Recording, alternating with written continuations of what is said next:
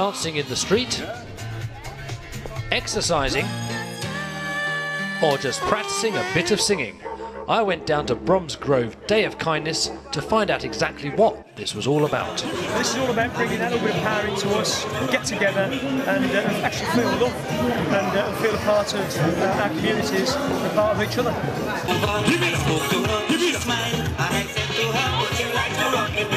Really well over the years. There's a lot of people here today, as you can see, and started off with just me walking down this high street on my own in 2005.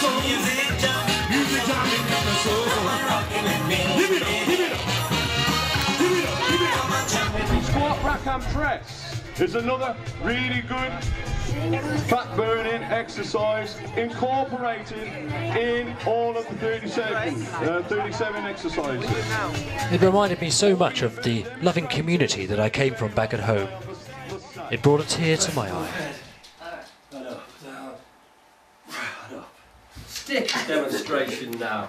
Okay, here's how to deal with pesky journalists who's coming close. Just tap on the hand like that. So little tap on the hand like that. And back here out on the street, there were singing lessons.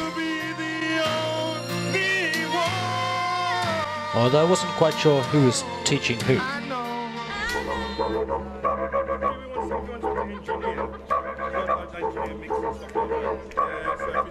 I was prompted years ago, wanted to become a healer, spiritual healing, if you're aware of that, which I did. Developed my own gift as a healer, and then very quickly realised that music would be a powerful medium to transmit healing energy. So then I started combining music and healing. One of the great people I met that day was Nick Ashron, spiritual healer and artist extraordinaire. Then as my journey continued, I was being told that I had a gift to be able to channel spirit through art.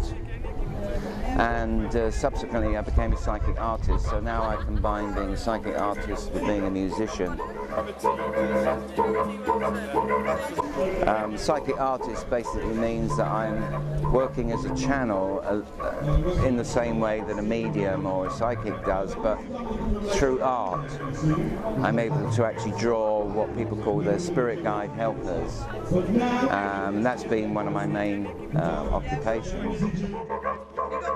Now, a lot of people talk about being spiritual, but few people actually understand what it really means. Some people think you're talking about religion, but spirituality is actually based on one very simple principle, as far as I'm concerned, which is that we're all one and we're all connected, so that whatever we do affects everything else. Now, that's a pretty awesome concept, because that indicates that actually we're really, really powerful in our own right as creators. But the problem is that most people feel disempowered, and because we're predominantly being bombarded through the media and television with fear, fear, fear, people walk around being in fear and feeling disempowered, not realizing that that energy is also going to keep affecting everything else. When we generate positivity, we are affecting all of reality. Now, that might sound a bit bizarre to a lot of people, but this concept is now even understood by scientists in quantum physics. They call it the holographic universe. And the concept behind that is that even the minutest, tiniest little particle contains all of existence and is one with it. Therefore, we, if you think of us as a singular unit of being, whatever energy we create affects everything else. That's pretty awesome. That's pretty powerful. I've got my own website, which is nickashron.com, and then I've also got a website, Lightworkers Guide to the Galaxy. Walking around the street, I met a number of interesting people. Elliot, for example, had built a pyramid in his garden and was healing old people with it. Myself, I've built a pyramid in my garden. I've got people coming around. I've got an old lady. I get home from work and there's a few old ladies sitting in my pyramid, and they get out and they say, "Oh, I feel old," you say. And then they've got tears in their eyes because one lady had completely lost all the pain out of her hands, holding an amethyst purple crystal, which is a chakra, crown chakra. I told her to hold it whenever she's in there, and now she seems to have lost all the pain in her hands. And if there's anybody out there who wants a chill out pyramid pyramid for meditation, clear your mind, intention is everything. You know, wake up every morning feeling like you've just passed your test. Elliot had channeled the construction for his pyramid from the upper dimensions, so I went on to find out what the Buddhists had to say about all this. Just tell us a few things about Nam-myoho Renge-kyo. Well, basically, it brings us back in line with the universe, okay? It's our Buddhist chant, which we're part of the Nichiren Buddhism Society, Nichiren Buddhism, and that's basically, we're aiming for world peace and for happiness in our community. And by chanting Nam-myoho Renge-kyo, we bring the positive forces of the universe into play and create value and benefits in society and in our own lives. If you start to chant, you then take control of your own life and your own destiny, you expiate your own karma, and you therefore can sack your boss if you want to. You end up working for yourself. Whatever you choose, whatever you want from life, you chant for it, choose it and have it. Sack your boss. I like that. And so do I, yes. But could it really be that easy? I went on to talk to Jules, a yoga laughter teacher, who had some ideas about how she was going to spread kindness today. I'm Jules, and I'm a laughter yoga leader. But what I'm doing today is I'm spreading the news about the day, really. Phil started this fantastic day 7 years ago, and this is the first time I've been involved. And I've just had a lovely, lovely lady come here to actually sign the Book of Kindness. And she wanted to know what it was about, and I said it's about just thinking about who are you kind to? And then I said to her, are you actually kind to yourself? Because most people think that being kind means doing something for somebody else. Well, yes, it does, but sometimes we forget about the most important person, and that's us. And then she actually got quite emotional, and she said, well, I have nobody, I'm on my own. So I hugged myself. So obviously I gave her a big hug, and she's had quite a lot of hugs from other people and other stallholders down here, which is wonderful. And she really connected with that. And so we wrote in the book that she's kind to herself every day, and that she gives herself a hug every day. And of course that made us even more emotional, so, you know, it gave her another big hug. So, you know, just touching that one person today has been enough to be here, just to spread the message that Phil started 7 years ago. So it's just wonderful.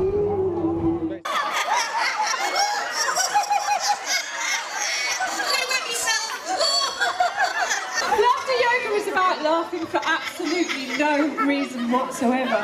It's to raise your energetic vibration and make you feel really, really good. So it's taking some time every day now to think about what it is that you've got in your life that you can really appreciate. In the street, the party was coming to a climax. Everyone was letting loose. Well, almost everyone. Everybody say party! Party! Say party! Party! Say party! Say woo! Yeah, basically I'm here to promote the website blog I did to highlight all the energy prices and the deception of the prices we live with and the high energy bills. Not everything in the day was fun and games. A guy from the Independent Energy Trust explained to us why. I don't think the pricing is fair, and what we need is a change within the pricing infrastructure throughout the entire country. The pricing's absolutely ridiculous. It's high. It's probably going to go up to about £2,000 per household by October of 2012. It will have such an impact on the elderly, especially at winter, because they can't afford to heat the homes. Just about a monopolised system, which does need capping and brought down before we have probably a problem, like people going into poverty, debt, struggling to pay the bills, getting cut off. You've got homes, children, and it's a question of to what extreme do we keep paying? And the website blog which I've set up, which is the Independent Energy Trust, which can be found on the Independent Energy Trust at wordpress.com. He was right. Energy bills were going up, and people were having less and less money to spend. There was a distinct feeling of unrest underneath all the excitement and fun. No one really seemed to have a viable solution either. It was at that moment that I bumped into Vicky, who runs an organisation called Truth Juice. I do event organising. We run Truth Juice in Birmingham, and they're setting up all over the country, so event organising nationally, hopefully. What's Truth Juice? Truth Juice is an alternative talking event which covers anything that affects your physical, mental, spiritual, emotional or financial health. So we try and cover everything. It's been lovely to see people just going about their normal business and then seeing random acts of kindness. How nice. Just break up the day with good feeling and seeing people smile for no reason. And I also really enjoyed the music going through the street as well.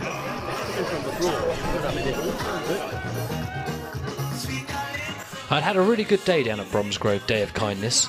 It was great to see people dancing and sharing and doing things they wouldn't normally do. I felt that people had really come together through this event. And yet underneath it all, there was a distinct feeling of unrest brewing. It was only September, and the march into St. Paul's had yet to begin.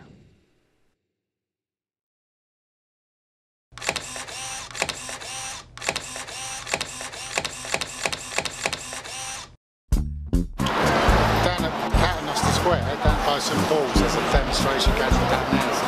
Okay, I might go and check that out then. Right across.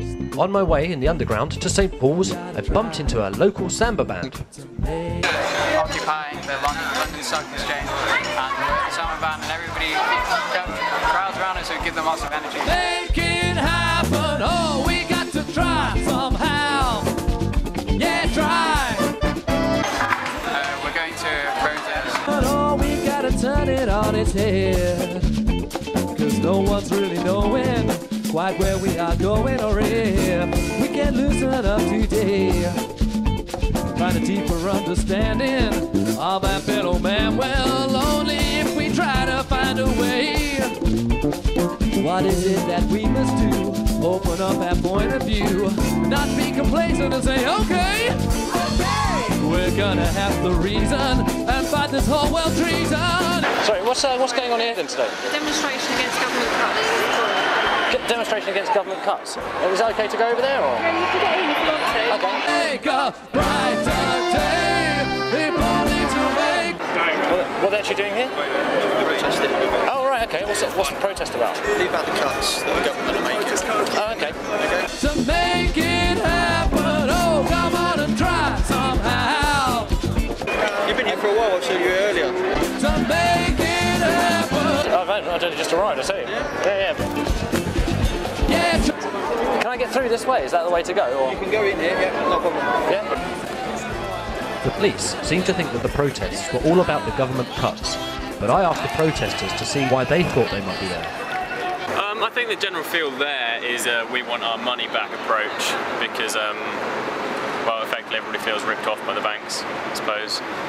But a lot of people are looking at it as sort of a whole general approach to the structure of Western society at the moment. I think, especially in London, it's felt that a lot of people are distant from where the real decisions are made.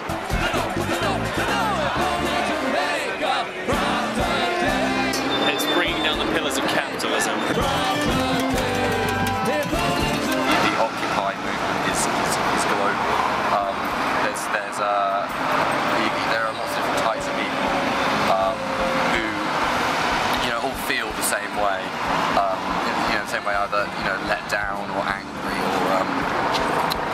or feel like they're in actually a situation that they might be able to do something about it.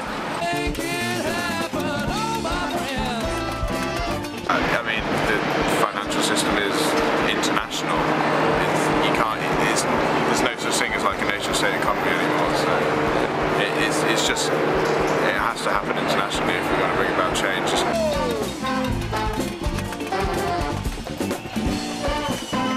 There needs to be some form of imposed limit on banks, on corporations to a great degree. I think tax dodging is a massive problem, especially with a lot of businesses that are big in London. There needs to be tighter control on that to begin with. Some form of limit on what is effectively a lobbying process on Parliament as well. Stop a second, listen to ourselves, 'cause the world has gone. Sometimes I forget the reasons why we are here where we are.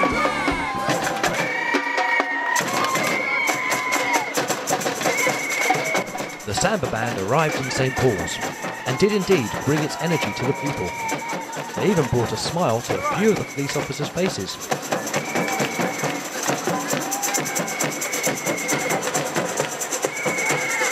There was a general feeling of happiness in the air, much like that I had experienced at the Day of Kindness in Bromsgrove just weeks earlier.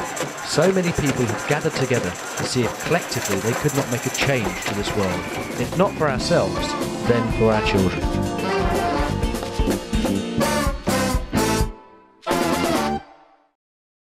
We will go over. We will go over. The hand signals. The hand signals. That we use. That we use. During the General Assembly.